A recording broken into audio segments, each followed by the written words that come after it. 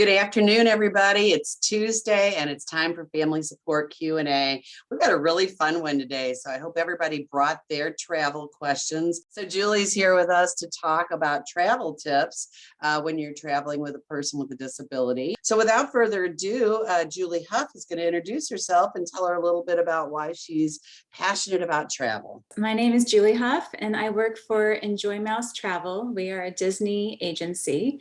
And we have two boys on the autism spectrum. And so I know firsthand what it's like to travel with boys who have autism. And we go to Disney because it works. But we are here to talk about other types of travel besides just Disney. So I'm excited to be here and I hope some of these tips can help people. Well, this is the perfect time of year because I think, and when it starts to get warm, all I do is think about where I might go for an adventure, where I could go to get away and have a little bit of a break. But it is challenging when you've got a family member who struggles with transitions or maybe has extra supplies they have to take. So planning can be really difficult. So Julie and I thought we'd start at the beginning and just talk a little bit about planning ahead of time. So what are some of the things that you can suggest to our audience about planning ahead when you know you're going to take a trip, you've got your destination plan, but you know there's going to be some potential pitfalls or challenges?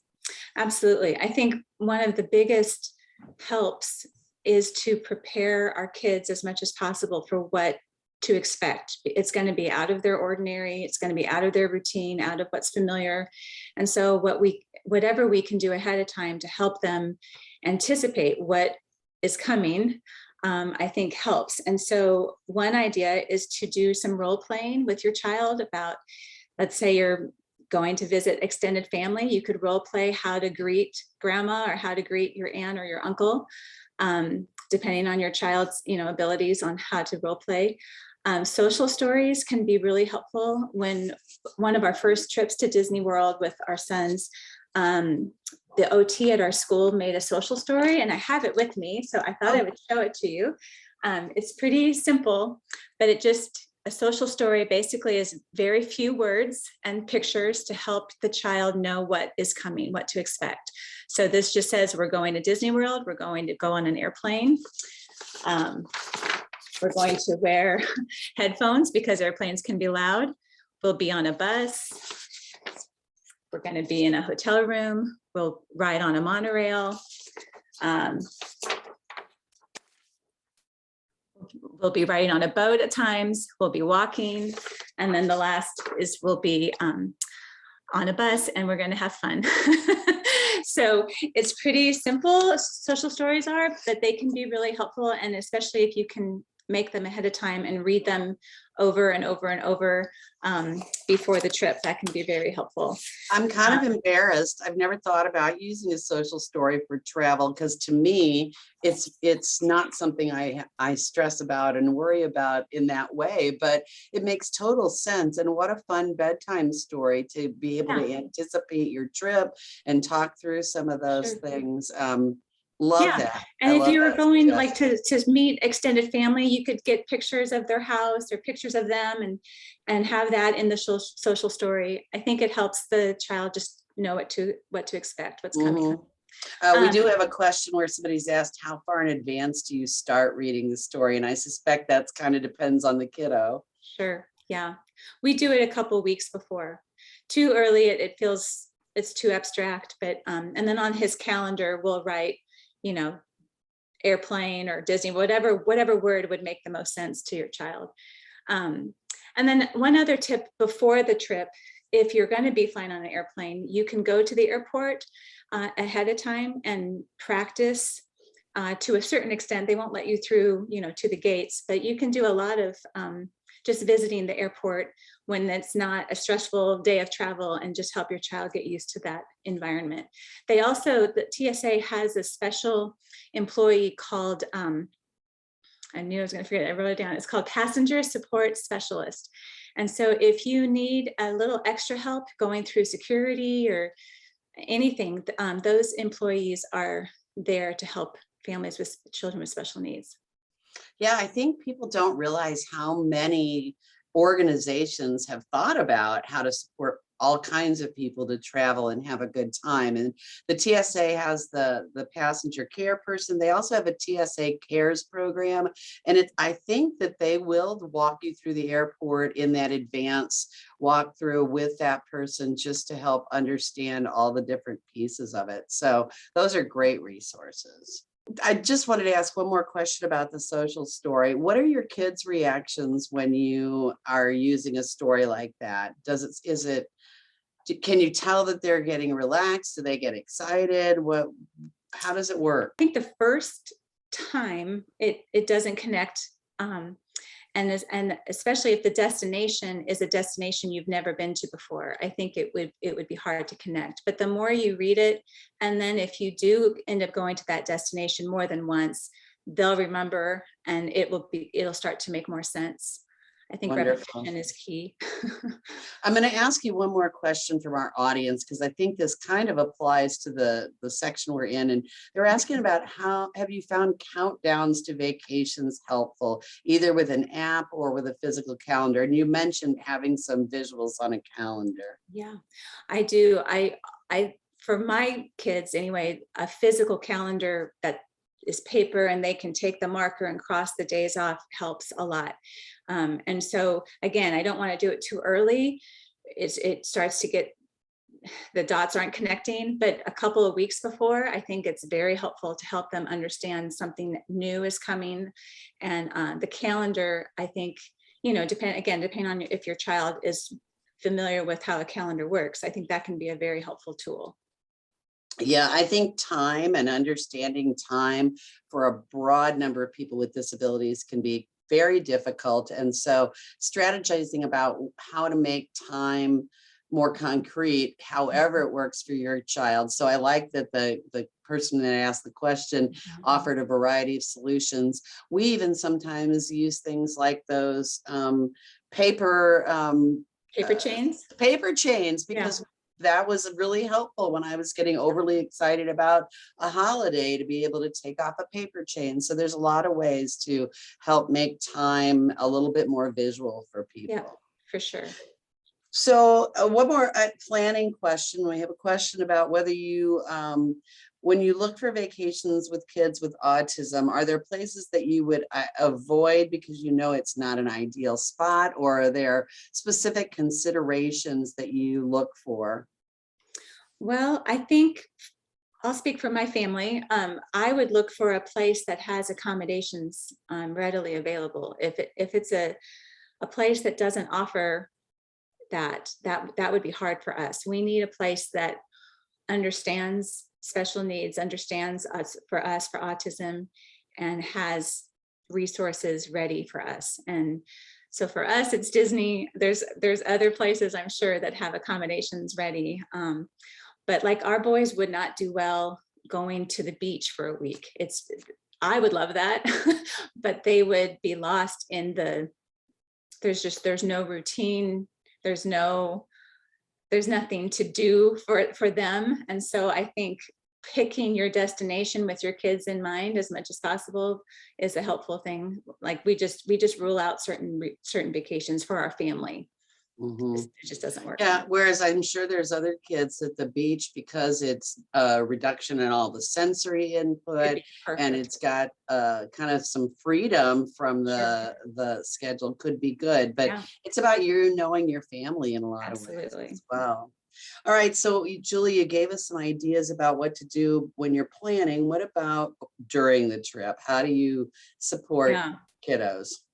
So back on one of our first trips, I made our younger son, who needed the most help understanding what we were doing. I made him a visual schedule. And so again, this is specific for Disney, but you could do this for any destination that you're going to. It takes a little bit of pre-planning on, mom and dad's parts to know what you're going to be doing every day, but that really does help prepare your child.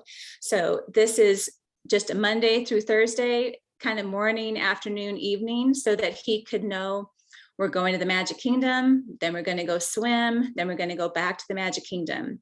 And then the next day, Epcot, swim, Epcot. But that helped him know that when we left Epcot in the morning, we're coming back. He knew that he was going to be able to swim every day. And so just sort of again, there's not a lot of words, but just pictures that helped him know what is coming. And he could even, if he really wanted to, he could point, to the Magic Kingdom if we were at a different day, basically saying, I want to go back there. But he didn't have, the words to tell me that. So the visual schedule can be helpful. I think too, another tip during any trip, if you can mimic at least parts of your child's normal routine schedule on the vacation, that can be helpful. And what I mean by that is if your child is used to having a rest time after lunch, or is used to having sensory breaks, or has a very specific bedtime routine, if you can incorporate those into your day while you're on vacation, that can help just bring some familiarity to your child and help them know, okay, this is my bedtime routine. This is, I remember this, even though it's in a different setting. So That's I a think great trying tip. to mimic the regular routine as much as possible. Yeah, I think that's such a great idea because travel can really throw you off. You're seeing different things, you're eating different things, you've got all these new people in your environment. So that's a great strategy. And we had a question submitted in advance about traveling as a single parent and ways that you can make it safer, easier. What kind of ideas do you have about supporting somebody that's going out on their own with their Yeah. kid or kids? That poses some unique situations for sure. I think in general, my suggestion would be to not be afraid to ask for help, even just with strangers. Pick wisely, pick carefully, but certainly employees of the place that you are at, tell them what your needs are, tell them, just tell them what you need. And I think people are today, thankfully, are more aware that there are special needs of all shapes and sizes, and a lot of them are invisible. So if we don't tell the person what we need, they won't necessarily guess and just help us on their own. But if we just speak up, I think asking another family, if you see a mom, depending on what you need, if you're alone, that can be, somewhat risky, but sometimes you just got to ask for help. And I think a lot of people are so willing to help, but employees are generally safe. Yeah. Yeah, I would also add, you might want to think about whether you've got a friend with a child that might want to travel with you. So maybe there's some ways to partner so that you've got a backup assistant. And then bathrooms are always tricky. And Julie had said, that's another place where you should give yourself permission. Don't feel like you can't take your child with you into the bathroom, but sometimes you can plan in advance to find out where is there a family bathroom, where is there going to be an opportunity for me to do this. And I think we forget sometimes how much the community does prepare for different people to come and experience what they have to offer. So we are lucky in Missouri. The Missouri Disability Empowerment Foundation created an accessible restroom app where you can see all across the state and even within some other states where you can stop and go into the bathroom. A mom could go in the bathroom with her 14-year-old son because there's a family support restroom there. And I think that's really cool. As somebody that partners with a lot of organizations, I think you could find out by, Googling the location you're planning to go to and putting families with autism or Down syndrome or disability, find out what pops up. Because here in Missouri, we've got the Missouri History Museum has a sensory room where you can take a break.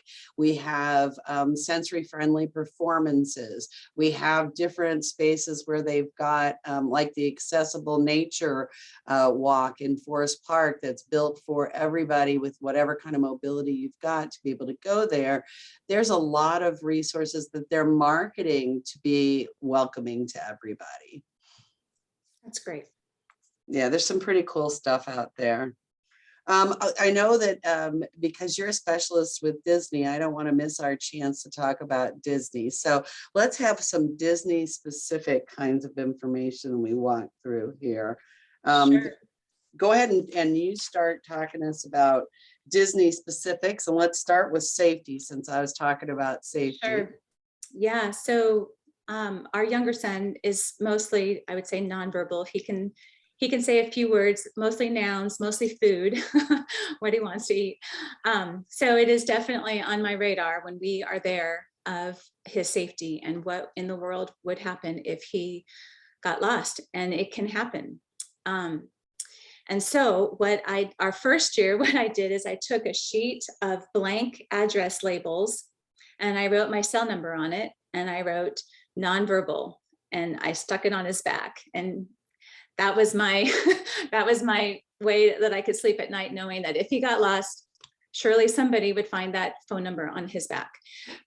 Another idea, I've seen children in Disney World, they will have Sharpie written on their arm of a phone number, and I'm assuming it's their parents' phone number.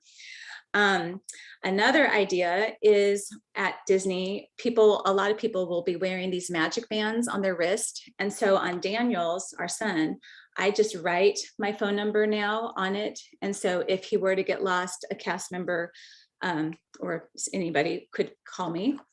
And then the other thing about these magic bands is if they scan, a cast member can scan the center and it gives them our resort information and our names and all of that. So they would be able to contact us.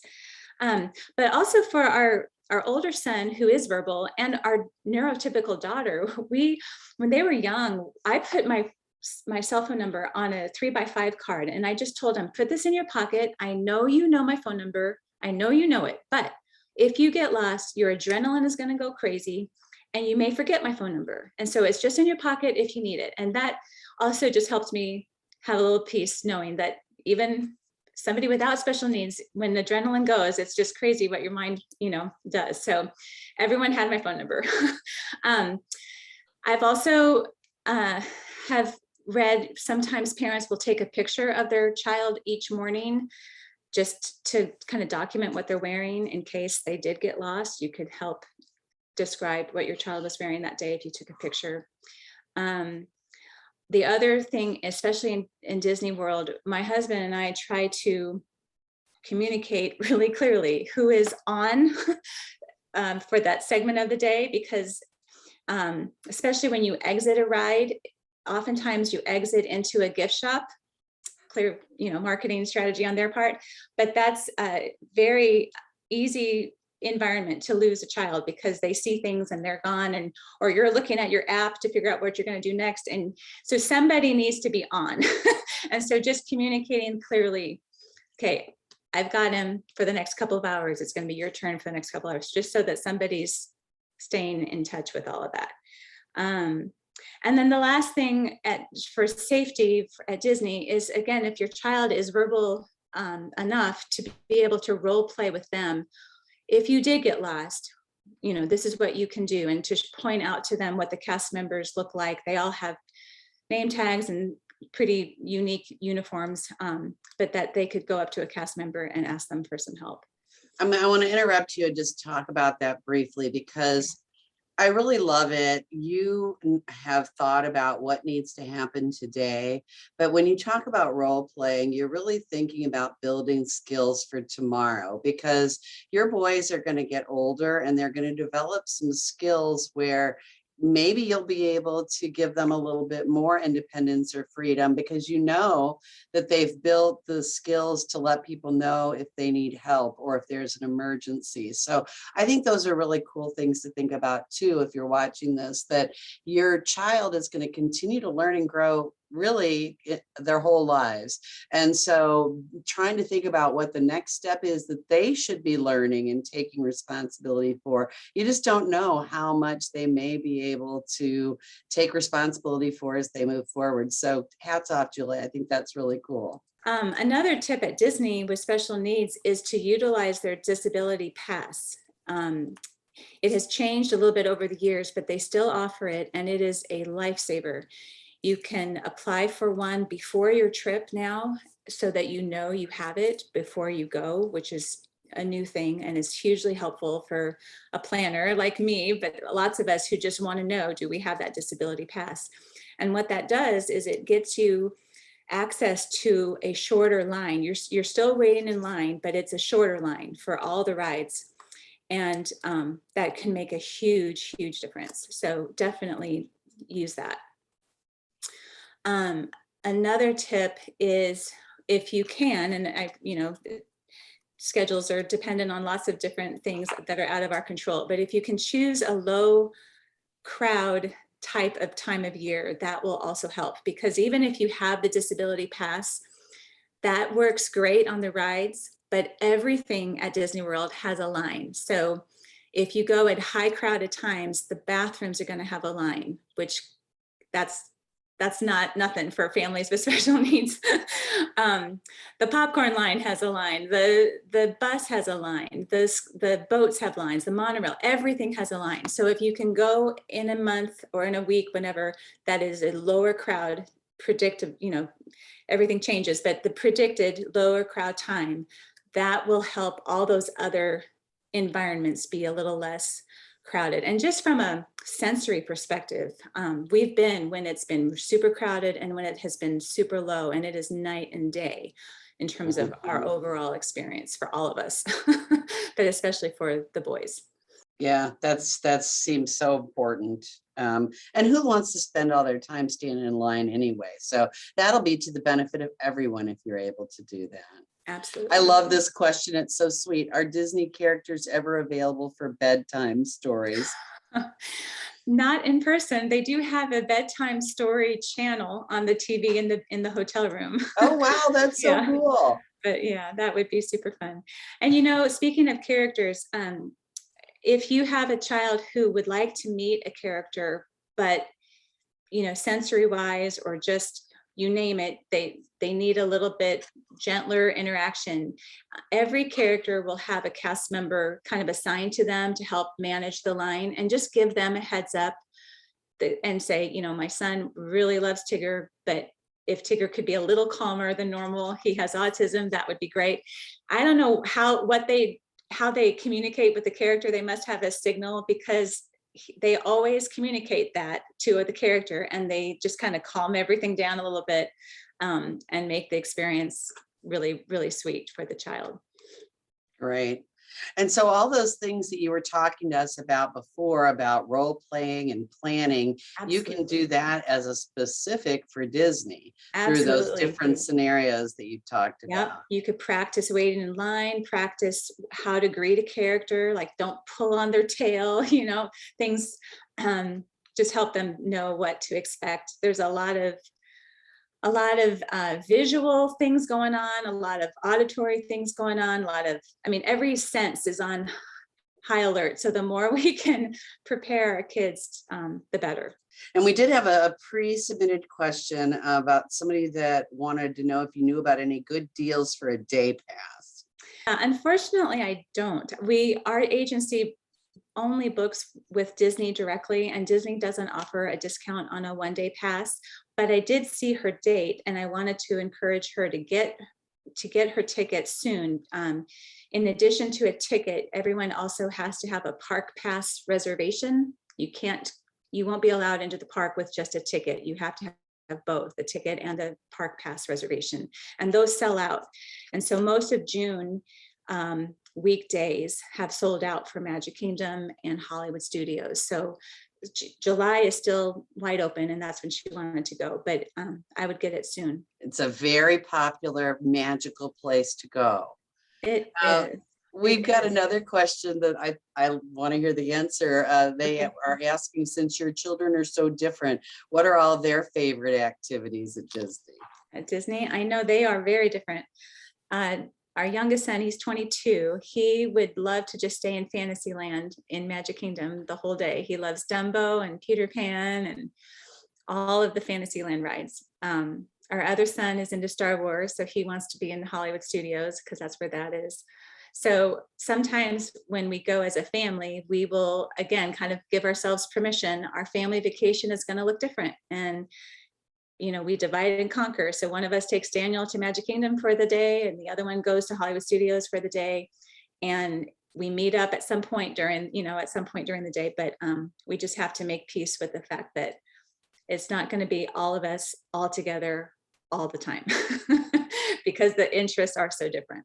Yeah, and I guess I think that compromise is so important because a family vacation is a family vacation. So sometimes people are going to be able to do exactly what they want to do, but I think learning about compromise and sharing is something that we also have to do, and it's good for everybody to do that. So and it's fun to have a divide and conquer day too, where I get to do exactly what I want. Sometimes, so those are delightful things to think about. Last question from our audience. Do you stay at the same resort every time so it's the most familiar to your children? We don't stay at the same one every time, but we do tend to go to the same ones multiple times. So we've been to the Polynesian 3 or 4 times. We've been to Art of Animation 3 or 4 times. We try to do the same one a few times in a row, and it does help. It helps. I can tell a difference. They know where we're going to go. They know what to expect. They know the pool. They know the restaurant there. It's just it does help. The more you go anywhere, just they know what to expect. Yeah. I think that's especially for our son who doesn't talk like you and I talk. I need to always remember, whether it's Disneyland or Disney World or just going to the grocery store, I need to prepare him so he knows what we're about to do. I can't just spring things on him. And I mean, I can, and I'll have some behavior to deal with, but if I can just prepare him, warn him, this is what's coming, life goes a whole lot smoother. Yeah, absolutely. It's funny. I've read a lot about video modeling for people with disabilities, and the Arc of the United States has some videos about traveling on their webpage. But I've thought about virtual reality and video modeling, and I've had some terrible experiences in international airports because I couldn't figure out what was going on because I couldn't read the signs, and it really made me think about people with disabilities who might just be having that same experience right here at home. And so I think that preparation, using materials that people are going to get excited about and learn with, those are really going to be important pieces. So I really wanted to ask you, Julie, do you have any tips about Disney cruises or cruises in general? Disney cruises are amazing. They have an amazing children's program, and it's for children ages 3 to 12, the primary program, and then they have a teenage group as well. But the 3 to 12-year-old has crew members that are there all the time, and they have the characters come, and it's pretty amazing. The kids usually don't want to leave that program to come back to be with mom and dad. But with special needs, they are pretty clear to say if your child needs one-on-one, they're not equipped for that on the cruise in the children's program. So if you have a sibling, that can help. They if the sibling is willing to be their point person. But the staff themselves, they aren't equipped to be on one-on-one like that. Good to know. Yeah. One more question about food at Disney. If you've got a kid with dietary concerns, what are the rules? Are you able to bring some of your own snacks or drinks? Yeah, absolutely. So anyone can bring in any food into the park. That's totally allowed, and drink. And if you have an allergy or just a strong sensory preference with certain foods, the chefs at the nicer restaurants and at the casual, they call them quick service, like the food court type restaurants, they're phenomenal at helping create whatever your child needs to eat. It's truly, it's magical. I remember at Art of Animation, when we were there, the quick service restaurant at the resort, they had cheese pizza, but our son does not do tomato sauce. He wanted a no sauce cheese pizza. And I asked to speak to the chef, and he came out, and I asked him if we could have that. And he said, "Is it an allergy?" And I said, "Well, No, it's not an allergy. My son has autism and he's strongly does not prefer the red sauce. And he said, absolutely no problem. So they will do, even if it's not on the menu, they will do it. But they are actually known for being very good with food allergies because it's just so popular. Everyone has a food allergy. So they have, they know how to do that. And even more on the cruise. I have several food allergies and I never ate better than when I was on the Disney cruise. Excellent. Yeah. Yeah, I think a lot of these companies, I think the best piece of advice you gave today was don't be afraid to ask. Ask for what you need, ask for what you want, because these companies are there to give you a great experience. That's what their goals are. And if you're not going to have a great experience unless you're able to have the pizza without the red sauce, then speak up about that. I think that's really great advice. Right. And Disney, they want you to leave happy. So Mhm. let them know what will make you happy and they will do whatever they can.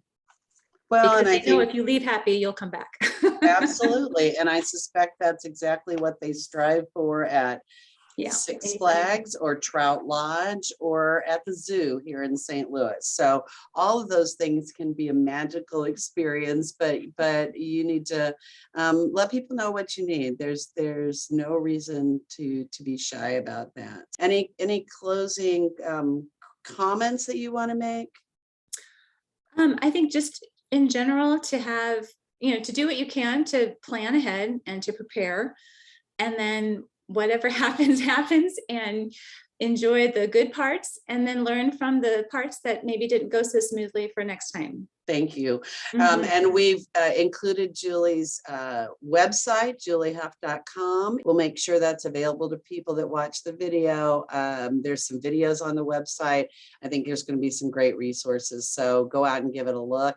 Julie, I'd love to have you come back and talk more about some other kinds of travel experiences, but I really appreciate your time today. Thank you so much. Bye-bye.